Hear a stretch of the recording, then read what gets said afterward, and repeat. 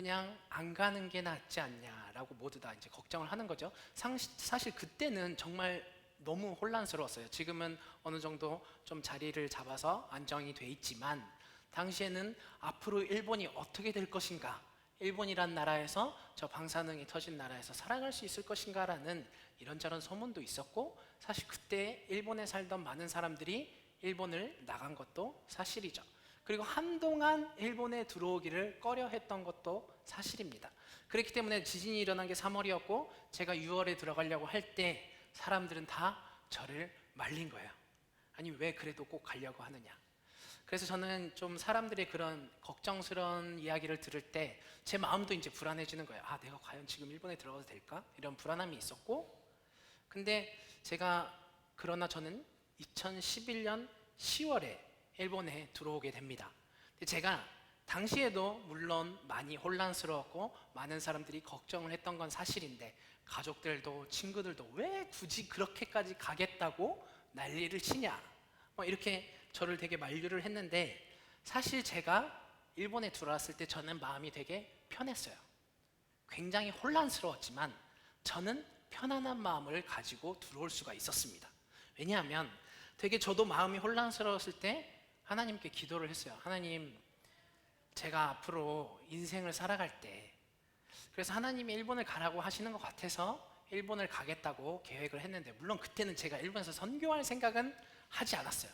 하나님이 가라고 하셔서 갔지만 그 당시에는 저는 공부를 하러 간다고 생각을 했거든요. 근데 어쨌든 하나님을 가라고 저한테 마음을 주셨어요. 근데 기도를 할 때 하나님이 이런 마음을 주시더라고요. 네가 일본에 가든 안 가든 너를 지키는 건 나다. 지진이 있어도 그 지진 가운데 네가 가도 너를 위협하거나 너를 보호하는 건 지진이 아니라 나야 라는 그 마음을 주셨어요. 제가 그 주님이 기도하는 가운데 그 마음을 주셨을 때 제가 쓸데없는 고민을 한 건 아닌가 싶은 생각이 들더라고요. 주님이 이렇게 확실하게 나에게 가라는 마음을 주시는데 내가 괜히 보이는 것 때문에 걱정을 하고 괜히 마음이 불안해지고 사람들의 그런 소리에 제 마음이 흔들려서 오히려 더 불안한 시대를 살았던 게 아닌가, 그런 마음을 지내고 살았던 게 아닌가라는 생각을 하게 되더라고요. 그래서 저는 사실 그때 들어올 때 굉장히, 아 그래, 내가 여기 있든 저기 가 있든 지진이 나든 지진이 안 나든, 일본에서 그 당시에 한국은 전쟁이 언제 날지 모르는 38선이 있지 않습니까? 뭐 이런 얘기도 있었는데 나를 보호하는 건 내가 아니구나 라는 그 마음을 가지고 굉장히 편안하게 들어왔어요. 근데 지금 돌아보면 제가 그때 그 걱정 때문에 일본에 들어오지 않았으면 어떻게 됐을까? 오히려 들어오지 않았던 저를 걱정하게 됩니다. 만약에 들어오지 않았다면 들어왔기 때문에 안심하는, 하나님이 인도하시는 삶을 살아오기 때문에 참 감사하는 삶을 살고 있죠. 그렇게 생각해 보면 우리가 생각하는 걱정이, 내가 염려하는 불안과 이런저런 것들이 과연 우리의 인생을 올바른 길로 이끌어줄 수 있는 걱정과 염려인가, 그걸 한번 다시 생각해 봐야 된다고 생각을 해요. 우리가 오늘 함께 묵상하는 예레미야서도 사실은 이스라엘 백성의 불안과 걱정, 그들의 두려움이 그들을 어떠한 죄로 이끌고 갔는가라는 말씀입니다. 우리가 오늘 읽은 말씀은 3장인데 2장 1절부터 4장 5절까지를 보면 하나님이 계속 유다에 대한 죄를 말씀하세요. 여러분도 잘 아시다시피 원래 이스라엘은 하나였지만 남북이 갈라지죠. 지금 한국처럼 남과 북이 갈라져 있지만 당시의 북이스라엘은 이미 이 예레미야가 선지자로 세워질 때는 망한 지 100년이 지난 시대예요. 그러니까 이 위에 있던 이스라엘 나라는, 언니 이스라엘은 이미 사라진 나라였고 남쪽에 있는 남유다만 남아있는 상황에서 그들은 또 열심히 그들의 나라를 위해서 살아가고 있죠. 그때 하나님이 예레미야를 통해서 유다한테 말씀하시는 거예요.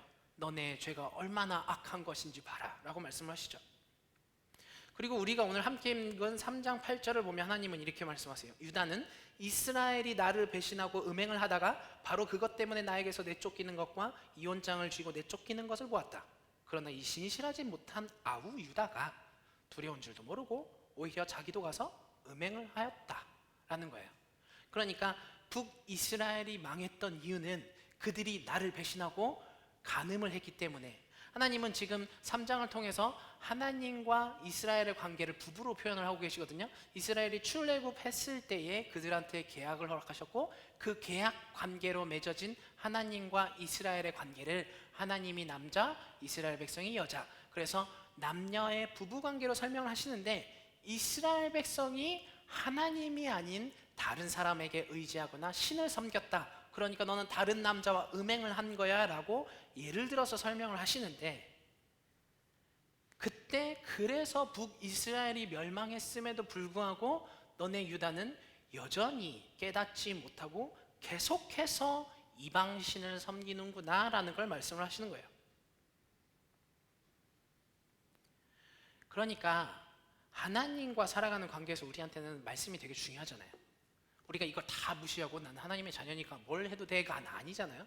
하나님이 원하시는 마음이 뭔지, 하나님이 원하시는 뜻이 뭔지 우리는 그것을 고민을 하고 하나님이 기뻐하시는 삶을 위해서 살아간다면, 부부라면, 그렇죠, 결혼한 남편을 위해서, 결혼한 와이프를 위해서 상대방이 원하는 마음은 무엇인지 서로를 위해서 살아갈 때 부부가 화평하단 말이에요. 근데 나는 나대로 살니까 넌 너대로 살아? 그러면 이혼하는 거죠. 하나님도 똑같은 걸 얘기를 하고 계신 거예요. 근데 유다, 너는 왜 여전히 알지를 못하냐? 너네도 그러다가 망하고 싶냐? 이런 말을 하시는 거예요. 근데 우리가 그냥 단순히 생각해보면, 아니 북이스라엘이 그렇게 망하는 걸 보고서도 남유다는 왜 깨닫지 못했을까, 참 미련하다라고 생각하기 쉬워요. 단순히 하나님이 말씀하시는 우상숭배라는 단어만 보면 그래요. 근데 이 우상숭배가, 그들에게 있어서 이 우상숭배가 왜 시작됐을까, 그 근원을 보다 보면 사실 그거는 유다에만 속한 얘기가 아니라 우리의 삶에도 언제나 깔려있는 위험 리스크가 아닌가라는 것을 생각하게 됩니다. 그래서 저는 여기서 첫 번째로 왜 아우 유다가 언니 이스라엘의 멸망을 보면서도 계속 우상숭배를 했는지에 대한 걸 좀 보고 싶어요. 첫 번째로 이 왜 우상숭배를 계속했느냐. 지금 하나님이 2장부터 4장을 통해서 유다한테 계속 말씀하시는 죄는 뭐냐? 십계명의 첫 번째와 두 번째입니다. 출애굽기 20장에서 하나님이 말씀하셨죠? 너희는 내 앞에서 다른 신들을 섬기지 못한다. 두 번째로, 너희는 너희가 섬기려고 위로 하늘에 있는 것이나 아래로 땅에 있는 것이나 땅 아래 물속에 있는 어떤 것이든지 그 모양을 본떠서 만들지 못한다. 너희를 위하여서 만들면 안 돼라는 거야. 그러니까 하나님은 첫 번째 계명과 두 번째 계명을 통해서 나 아닌 다른 신을 섬기려고도 하지 말고, 그런 모양을 만들지도 말고, 너희를 위해서 그런 거를 만들지도 마라는 거를, 너희를 위한 우상을 만들지 마라는 거를 말씀하고 계시는 거예요. 근데 여기에 하나님이 말씀하시는 게 이거예요. 제일 중요한 게 이거예요. 너희를 위하여 우상을 만들지 말라는 거죠. 이 세번역 성경에는 너희를 위하여서라는 단어를 빠져 있고, 근데 일본어 성경에는 나와 있고, 우리 개역개적 성경에도 아마 너는 너희를 위하여 세계 우상을 만들지 말고라고 말씀을 하실 텐데, 너희를 위하여, 이게 사실은 유다가 계속해서 우상 숭배를 행했던 이유입니다. 사실 유다가 북이스라엘의 멸망을 보면서 뭐 쟤들은 쟤들이고 우리는 우리니까 우리는 우리대로 살다가 뭐 하나님은 모르겠고 나는 나대로 우상을 섬기고, 이런 건 아니에요. 그들 나름대로 사실은 앞에서 하나님께 제사를 지냈어요. 그들 나름대로 사실은 자기들이 하는 행위가 그렇게 악하다고 생각하지 않았어요. 3장 9절에 보면 그는 음행하는 것을 가벼운 일로 여겨라고 말씀을 하시잖아요. 그러니까 실제로 유다 백성들은 가벼운 일로 여겼다는 얘기는, 내가 이거를 알면서 야 그래도 이건 안 되는데 이렇게 막 자기가 싸우면서 이런 게 아니라, 이건 별거 아닌데 뭐 이게 하나님 앞에서 죄가 되겠어? 이런 마음을 가졌다는 거예요. 이게 하나님 앞에서 얼마나 큰 죄가 되는지를 모르고 우상 숭배를 했던 그들의 이유입니다. 근데 왜 그랬냐? 사실 유다는 자기들 나라를 지키고 싶었던 거예요. 그 지키고 싶어서 뭔가 대책을 세우고 열심을 냈는데, 알고 보니 그게 하나님 앞에서 죄였다는 거죠. 여러분 이스라엘 역사를 잘 기억하실 거예요. 그들은 가나안 땅에 들어가기 전에 하나님이 저 가나안 사람들을 내쫓고 너희가 거기에 들어가서 살 거야 라고 하셨을 때 이스라엘 백성들은 그 사람들의 모습을 보고 두려웠죠. 하나님 왜 우리를 여기까지 데리고 와서 죽이려고 합니까? 우리는 차라리 이집트에서 살았던 것이 좋았습니다 라고 불평을 하고 하나님을 배신하죠. 그래서 돌아가려고 합니다. 그때 하나님이 노하셨지만 그래도 용서해 주셨어요. 그래서 40년을 광야에서 돌았지만 결국 그들이 어떻게 했느냐, 가나안 땅에 있던 사람들 다 쫓아내고, 전부는 아니었지만 어쨌든 쫓아내고 싸워서 이기고, 심지어 가나안 주변에 있던 적들도 다 싸워서 이겼단 말이에요. 그들이 원래 두려워 떨던 그러한 존재였는데 하나님을 믿고 싸웠더니 싸워서 이기고 들어갔단 말이에요. 이게 이스라엘 역사죠. 근데 지금 유다는 다시 어떤 행동을 하고 있느냐, 옆에 있는 아시리아가 너무 강대국인 거예요. 이집트가 너무 강대국인 거예요. 바벨론이 너무 강대국인 거예요. 그러니까 이들과 안전하게 살아가려면 우리가 그들에게 조공을 바치거나 그들을 의지하거나 그들과 전쟁이 일어나지 않게끔 그들의 능력을 믿거나, 나는 당신과 친하지 않습니까? 우리를 푸시면 안 됩니다, 이렇게 산다는 거예요. 하나님을 의지해서 이스라엘이 세워졌는데 이제는 하나님은 없고 눈에 보이는 나라들을 의지하는 거예요. 왜냐하면 눈에 보이는 그 나라들이 너무 강해 보이니까. 완전히 똑같은 행위를 다시 반복하는 거예요. 그래서 그들은 조공을 바치면서 그 나라들을 의지하고 그 사람들한테서 왔다 갔다 합니다. 아시리아가 약해지면 이집트에 갔다가, 이집트가 약해지면 다시 바벨론으로 갔다가, 이렇게 왔다 갔다 하다가 결국 망하는 거죠. 그리고 심지어는 그들의 사람들만 의지한 게 아니라 자기들의 나라가 불안하잖아요. 우리나라는 왜 이렇게 불안할까? 쟤들이 믿는 신은 좀 센 것 같은데, 그러니까 저 나라가 강하겠지? 그냥 우린 하나님은 믿지만 쟤들이 믿는 성경 있는 신한테도 우리도 한번 예배는 드려볼까? 섬겨볼까? 저 사람들은 부자잖아. 우리는 지금 되게 메말라 있는데 비도 오지 않고 저 신한테 한번 기도를 해볼까? 이랬다는 거예요. 하나님은 유다한테 3장 3절에서 그러므로 이른 비가 오지 않았고 늦은 비도 내리지 않았는데 라고 얘기하고 계시잖아요. 비가 오지 않아서 그들한테 풍성한 곡식을 맺을 수 없던 이유는 그들이 하나님을 배신해서 하나님이 아닌 자꾸 다른 걸 찾으니까 하나님이 그래 너네 봐봐, 내가 비를 멈춰도 너네는 살 수 있을 것 같아? 나를 보라고 라고 해서 비를 멈췄는데 여전히 비를 멈춰주신 하나님은 보지 못하고 다른 우상을 계속 찾았다는 거예요. 그러니까 그들은 실제로 북이스라엘이 멸망한 것도 아시리아를 통해서지만 아시리아가 북이스라엘만을 쳐서 멸망하게 하신 것도 하나님의 역사였다는 걸 알았어야 되는데 그걸 몰랐다는 거예요. 비가 멈춰도 왜 멈추는지 몰라는 거예요. 말씀을 보면 알았어야 됐지만 그들은 전혀 말씀대로 살려고 하지 않고 그냥 그들의 생각과 마음이 가는 불안함에 따라서 생활을 했다는 거죠. 이게 그들이 우상 숭배를 한 시작이에요. 그러면 두 번째로 우상 숭배의 본질은 뭘까라는 걸 좀 생각해 보고 싶어요. 하나님이 3장 9절에서 그들이 우상 숭배에 대한 걸 굉장히 가볍게 여겼다라고 말씀을 하시듯이 사실 유다는 우상 숭배가 이거니까 라는 거를 시작한 건 아니거든요. 굉장히 아무렇지도 않게 생각했을 거예요. 어쩌면 처음에는 죄가 아닐지도 몰라 라고 생각했을 수도 있어요. 근데 여러분, 우리의 삶에 있어서 나는 우상이 없을까요? 우리의 마음속에 여러분 단정하실 수 있습니까? 나는 우상의 존재가 하나도 없어, 난 오직 하나님만 믿어라고 단정하실 수 있을까요? 우상은요, 이게 우상이야, 너 이거한테 절해 라고 오지 않아요. 그렇게 우상이 오면 우리는 아무도 우상 숭배를 안 할 거예요. 너무 뻔하잖아요. 불교에 가거나 진자에 가거나 이런 것처럼 딱 대놓고 이게 우상이야 라는 게 있으면 우린 절대 안 가죠. 안 갑니다. 그러니까 우리는 우상 숭배를 안 한다고 생각할 수도 있지만 실제로 우상은 그렇게 오지 않아요. 우리도 모르는 사이에 내 마음 한켠에 자리 잡았던 것이, 우리도 모르는 사이에 내가 그것을 너무 의지하게 돼버려서 우리도 모르는 사이에 하나님을 의지하는 마음보다 이걸 의지하는 마음이 커졌을 때 하나님 앞에서는 하나님이 아니라 이걸 의지하는 우리의 마음이 커졌기 때문에 우리는 우상 숭배를 시작하는 거예요. 하나님이 십계명에서 너희를 위하여라고 말씀하시는 이유가 괜히 있는 게 아니에요. 우리에게 있어서 우상은 우리한테 이게 너한테 좋은 거야. 이런 생활의 안정이 너한테 좋잖아. 이런 좋은 직장, 이런 학교, 이런 물건, 이런 돈, 이런 집, 이런 차. 좋은 게 좋은 거지. 처음에 우리는 그 여유가 있으면 쓸 수 있잖아요.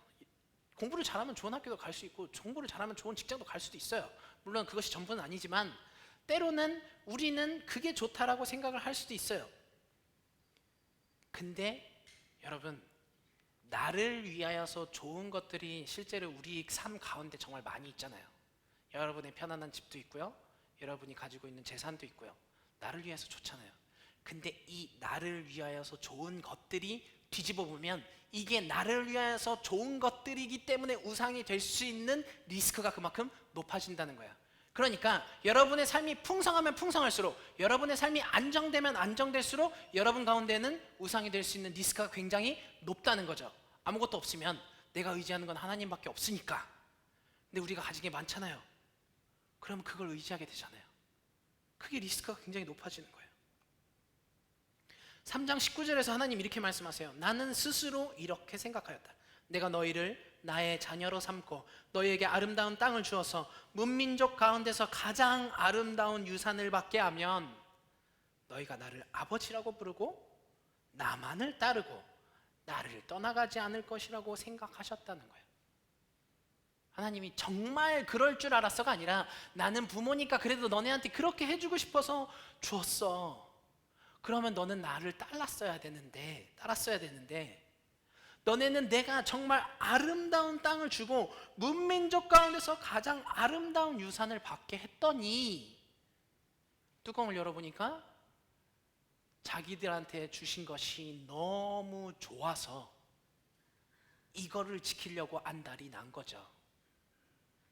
북이스라엘도 그렇고 남유다도 그렇고 하나님이 주신 땅을 하나님이 우리를 지켜주신다는 마음은 싹 사라지고 자기들이 가진 땅만 남은 거예요.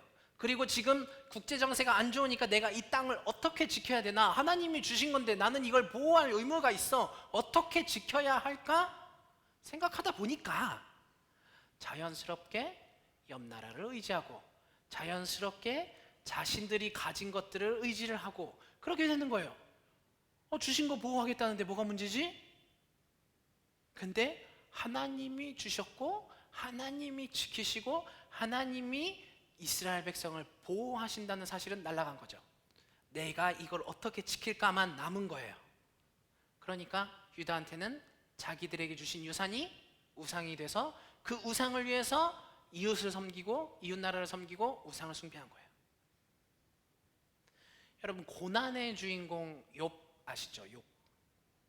욥기 1장 21절을 보면 욥은 이런 고백을 하거든요. 욥이 이런 고백을 하는 이유가 뭐냐?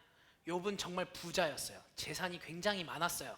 근데 어느 날 갑자기 이 재산이 다 사라졌어요. 자녀들도 사라졌어요.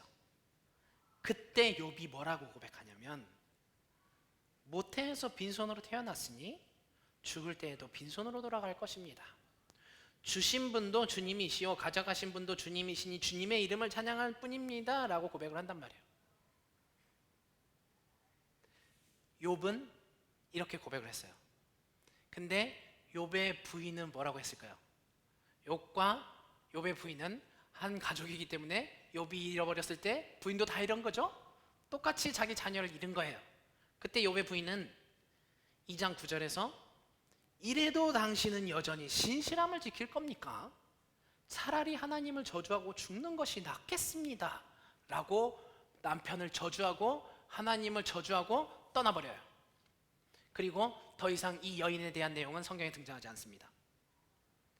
똑같은 사람이었는데 욥은 하나님이 주셨으니 하나님이 가져가신 것이지 나는 그래도 주님의 이름을 찬양합니다 라고 얘기지만 똑같은 가족의 욥의 부인은 뭐 이런 게 다 있어. 나의 재산도 지켜주지 못하는 신이 무슨 신이야. 그런 신은 저주하고 죽는 것이 낫지 라고 얘기를 하는 거야. 무슨 말이냐?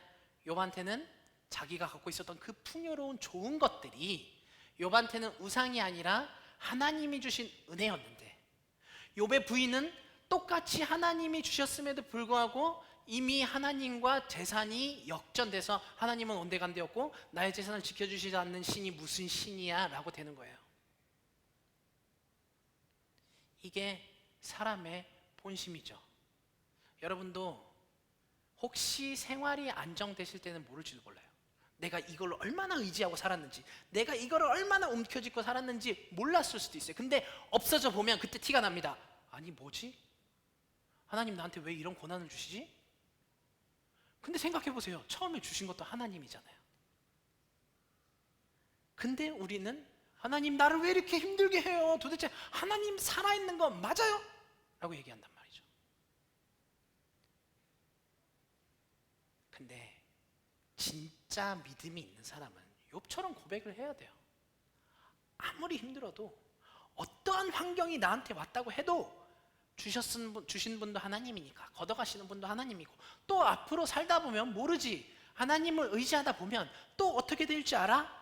나의 불안함과 염려와 내가 가진 걱정들 다 내려놓고 하나님만 의지합니다. 그래도 나는 하나님을 찬양합니다. 나는 하나님의 자녀이니까. 그런 고백을 해야 된단 말이에요. 근데 욥의 부인처럼 그냥 그대로 떠나버리면 하나님을 잃는 거잖아요. 이게 하나님보다 다른 것이 먼저 돼서 하나님조차 버리게 만드는 우상이라는 거예요. 이게 우상의 본질입니다. 심지어 이 우상이 더 계속 자기가 어떤 움켜쥐고 있던 것들이 더 그 마음이 강해지면 어떻게 되느냐? 내가 이걸 쟁취하기 위해서 옆 사람들을 무시하죠. 내가 더 배부르기 위해서 옆 사람들을 무시합니다. 내가 살아가는 환경 가운데서 옆 사람들은 나와 함께 울고 웃으며 살아가는 사람이 아니라 경쟁자예요. 내가 저 사람들을 어떻게 쳐낼까? 어떻게 나만 살아남을까? 저 사람들이 어떻게 다 사라지게 할 수 있을까? 그러면 어떻게 될까요? 십계명 5정 5번째부터 10번까지도 다 필요 없겠죠. 이웃을 위한 사랑이나 거짓말이나 도둑질이나 부모 공경 다 필요 없죠. 왜냐하면 나만 살면 되니까. 하나님을 배신한 마음이 결국 인간을 배신하는 마음까지 오는 십계명을 다 무너뜨리는 삶이 된다는 거예요. 실제로 유다가 결국 그렇게 됐다고 합니다. 예레미야서 7장을 보면 하나님이 이런 부유함을 가진, 권력을 가진 사람들을 향해서 왜 과부와 고아와 가난한 사람을 돕지 않느냐, 그러면서 하나님이 막 화를 내세요. 이게 다 어디서 시작했느냐? 나를 위한 거에서 시작된다는 거예요. 세 번째로 보고 싶은 건 이 우상 숭배는 내가 나의 마음을 지키는 것이 아니라 영적 전쟁이라는 거예요. 우리는 잊으면 안 돼요. 내가 나의 마음을 뺏기지 않기 위해서 말씀대로 지켜야지가 아니라 이건 영적 전쟁이니까 하나님이 나의 마음을 보호하시도록 기도해야 하는구나라는 걸 잊으면 안 돼요. 이스라엘 백성이, 유다가, 이 욥의 아내가 과연 우리보다 못한 사람이라서 그랬을까요? 저는 그렇게 생각하지 않아요. 하나님도 그렇게 생각하지 않는 것 같아요. 하나님이 욥기를 시작할 때 욥을 칭찬하면서 시작하는데, 욥을 보면서 이 세상에 욥과 같은 사람은 아무도 없어, 그는 참 성실해 라고 말씀하신단 말이에요. 그 말은 돌려서 얘기하면 욥 말고는 아무도 없어가 되는 거잖아요. 욥 말고는 다 욥의 아내 같다는 거예요. 우리도 똑같이 욥의 아내의 상황에 처하면 그렇게 되는 사람이라는 거예요. 이스라엘이, 유다 백성들이 괜히 더 악해서 연약해서 그렇게 됐다는 게 아니라 그들도 그랬다라는 거죠. 제가 아까 욥기 얘기를 계속해서 죄송합니다만, 욥기를 보면 왜 욥이 재산을 다 뺏겼냐? 사실 욥은 하나님보다 재물들이 더 귀해져서 뺏긴 게 아니거든요. 욥은 하나님이 칭찬하실 만큼 성실했어요. 그 자리에 누가 나타나냐? 욥기 1장 9절. 그러자 사탄이 주님께 아뢰었다. 욥이 아무것도 바라는 것이 없이 하나님을 경외하겠습니까? 주님께서 그와 그의 집과 그가 가진 모든 것을 울타리로 감싸주시고 그가 하는 일이면 무엇에나 복을 주셔서 그의 소유를 온 땅에 넘치게 하지 않으셨습니까? 이제라도 주님께서 손을 들으셔서 그가 가진 모든 것을 치시면 주님 앞에서 주님을 저주할 것입니다 라는 거예요. 그래서 사탄이 쳤죠. 그래서 다 뺏깁니다. 근데 욥은 신실했던 거예요. 욥의 아내는 떠났던 거죠.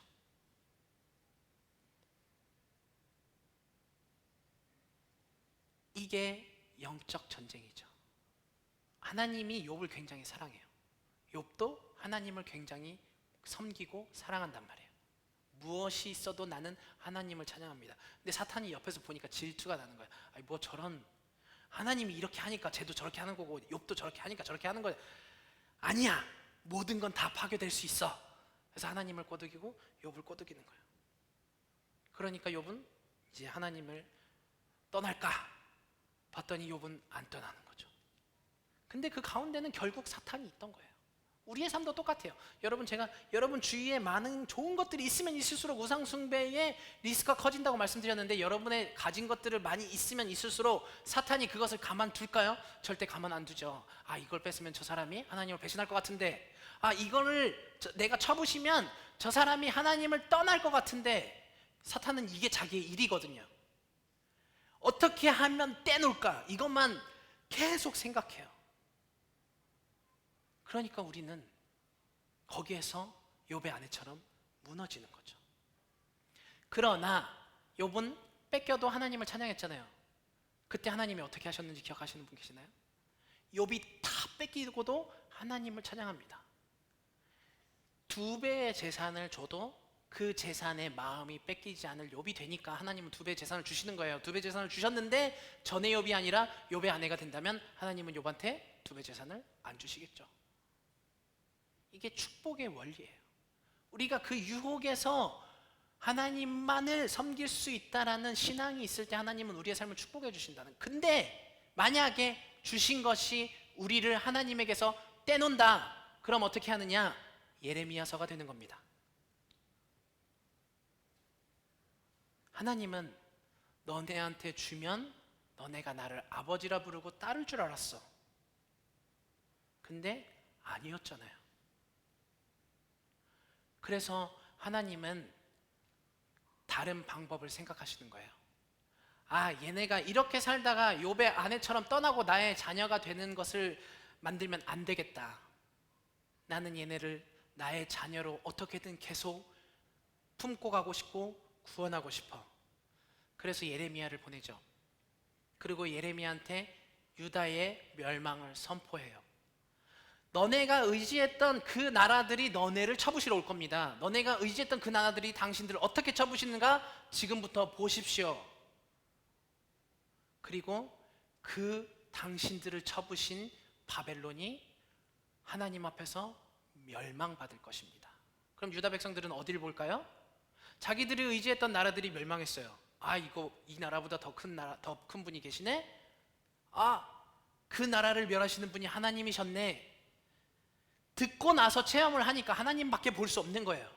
이미 다 알고 있었거든요. 자기들이 다른 거를 볼 수가 없어요. 이게 욥의 아내와 유다의 백성의 차이예요. 유다와 욥의 아내의 차이점은 그들은 똑같았습니다. 근데 욥의 아내는 그 뒤로 성경에 등장하지 않지만 유다 백성은, 이스라엘 백성은 지금도 하나님의 백성으로서 남아있잖아요. 뭐가 차이일까요? 하나님이 포기를 안 하셨다는 거예요. 그래? 그러면 내가 너네 재산을 다 뺏어서라도 너네의 신은 나인 걸, 나는 너를 구원하는 신인 걸 너네는 잊으면 안 돼. 이게 너네가 영원히 살 길이야. 어차피 눈앞에 있는 것 이 세상 멸망할 때 다 사라질 거잖아. 근데 너네 영혼까지 죽으면 안 되잖아. 그냥 먼저 없애고 너네 영혼은 살면 안 되겠니? 라고 부시면서 회개해라. 봐라, 내가 이렇게 할 거니까 회개해라. 부서졌지? 회개해라. 계속 말씀하시는 거예요. 내가 말한 대로 됐지? 그러니까 나밖에 없지? 회개해. 돌아와. 계속 얘기하시는 게 예레미야서라는 거예요. 그러니까 예레미야서는 파멸과 구원의 동시에가 아니라 너네 구원을 위해서 어쩔 수 없이 내가 지금 너네한테 파멸을 줄 수밖에 없었어. 구원의 이야기입니다.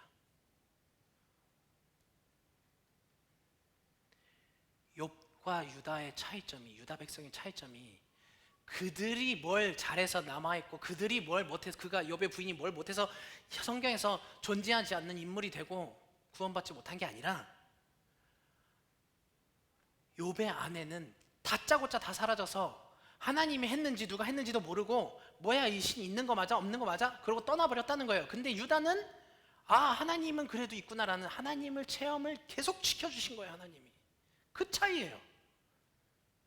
그러면 우리와 유다 백성과 욥의 부인의 차이점은 뭘까요? 인간적으로는 다 똑같습니다. 유다 백성도 똑같고요, 이스라엘 백성도 똑같고요, 우리도 똑같아요. 욥의 아내와 똑같아요. 사실 우리도 욥의 아내처럼 여러분 가운데 좋은 것들이 다 사라지면 다 떠나요. 그게 우리입니다. 근데 우리는 왜 남아있을까요? 이게 하나님 사랑이고 은혜예요.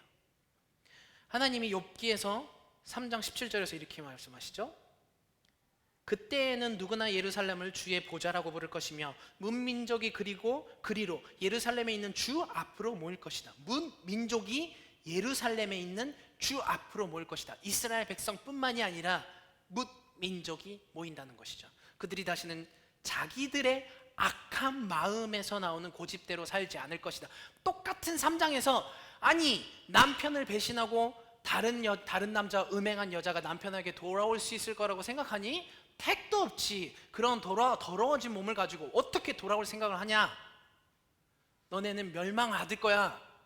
너네 언니 이스라엘 보면서 똑같은 짓을 하는데도 너네는 도대체 뭐니? 그래 놓고 후반에서 너네는 다시 회복될 거야 라고 말씀하신다는 거예요. 하나님의 포인트는 앞에 멸망이 있는 게 아니라 구원에 있는 거예요. 그래서 이 예언대로 예수님의 이 땅에 오시죠.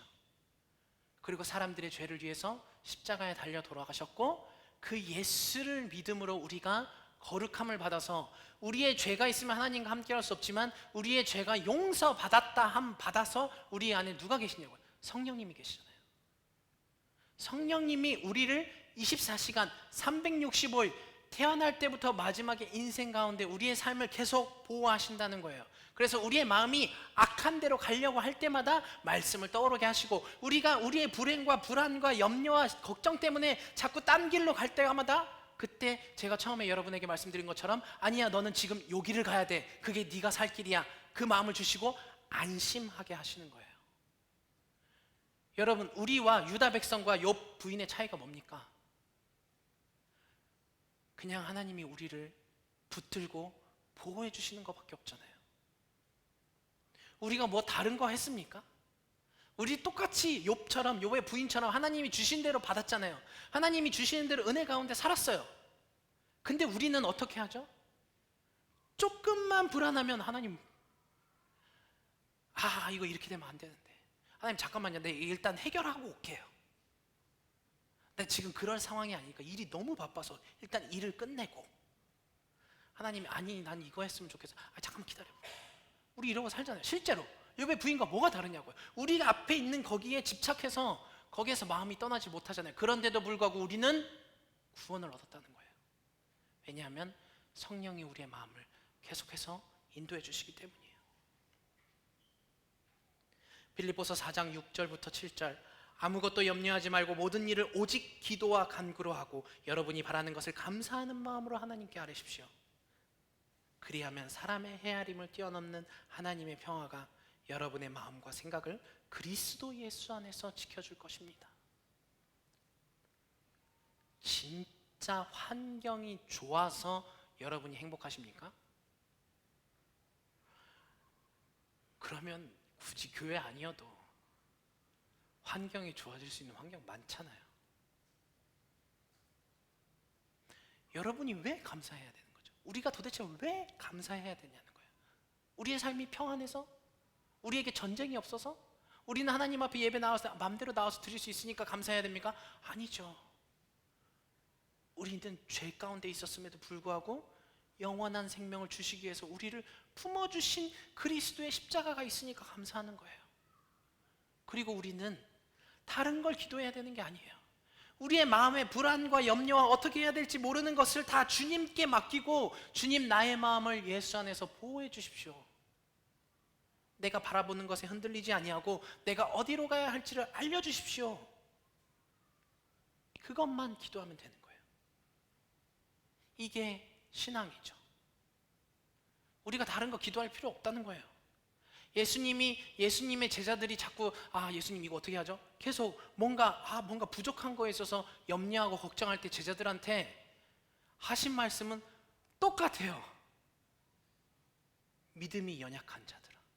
다른 말 안 하셨어요. 그거 내가 줄 거야. 걱정하지 마. 좀만 기다려가 아니라 언제나 믿음이 연약한 자들아.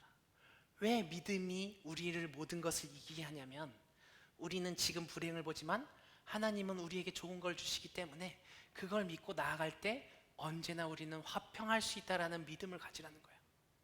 제가 일본에 올 때 불안한 가운데도 평안한 마음을 가지고 올 수 있었던 것처럼 눈에 보이는 환경이 아니라 주님이 주시는 그 마음을 주셨으면 그것만 붙들고 나아가면 그 믿음에 따라서 우리는 언제나 평안할 수 있다는 거죠. 그러니까 우리가 모든 것이 없어도 모든 것이 채워졌어도 언제나 감사할 수 있는 비결은 믿음이 있기 때문이에요. 이 믿음을 위해서 우리가 살아가기를 원하고 기도하기를 원합니다. 함께 기도하기 원합니다. 주님, 혹시 내가 믿음을 강구하지 않고 나의 삶을 염려하고 나의 삶을 위해서 좋았던 것들을 주님께 바라고 있었다면 주님, 이제는 감사의 제목을 바꾸고 싶습니다. 이제는 주님이 나의 삶을 책임지신다는, 모든 걸 주셨고 앞으로도 인도하시고 앞으로도 언제나 평안케 하신다는 그 믿음으로 살기 원합니다. 믿음을 허락하여 주옵소서. 함께 기도하는 시간 갖기 원합니다. 기도하겠습니다.